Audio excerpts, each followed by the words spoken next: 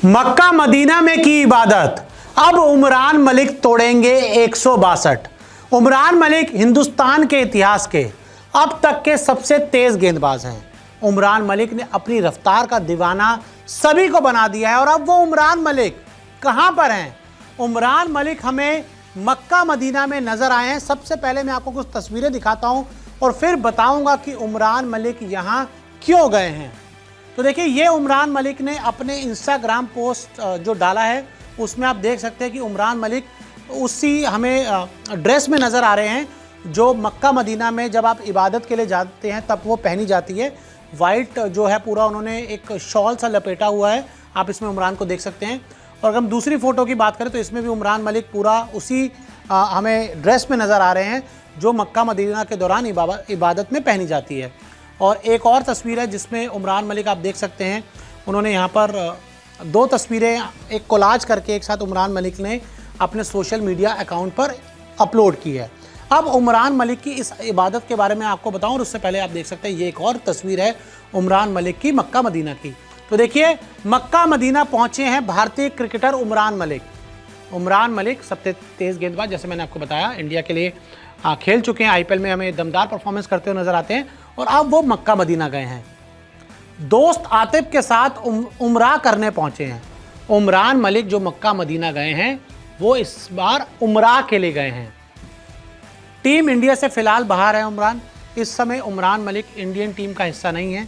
पिछले तकरीबन 7-8 महीनों से इंडिया के लिए उन्होंने कोई मैच नहीं खेला, लेकिन उम्मीद है कि जल्द वो इंडिया की तरफ से आपको खेलते हुए नजर आएंगे। और जब उनको आशीर्वाद मिल गया है ऊपर गॉड की तरफ से, तो मुझे पूरी उम्मीद है उनका परफॉर्मेंस और बेहतर होगा और जो चोट की परेशानी है वो भी खत्म हो जाएगी।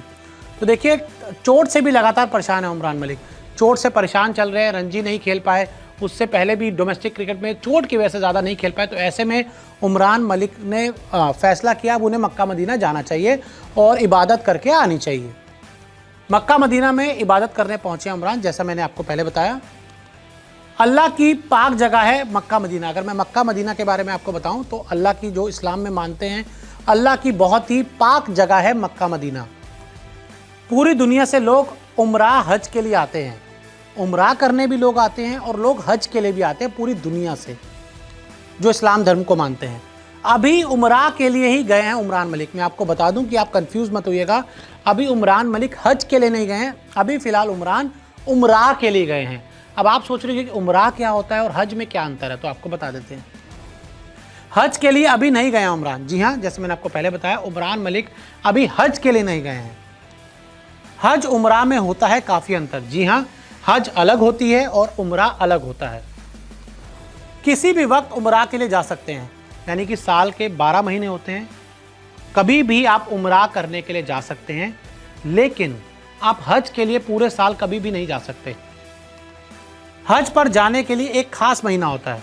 जब आपको हज पर जाना होता है, जो इस्लाम को धर्म को मानते हैं लोग, उसके लिए एक फिक्स महीना होता है, तभी आप हज के लिए जा सकते हैं। आपको पता होगा, जैसे अगर आप मान लीजिए खुद मुसलमान हैं या फिर आपके आस पड़ोस में कोई मुसलमान रहता है, तो आप देखते होंगे कि हज पे जाने का एक पर्टिकुलर टाइम होता है, लेकिन उम्रा के लिए आप कभी भी जा सकते हैं।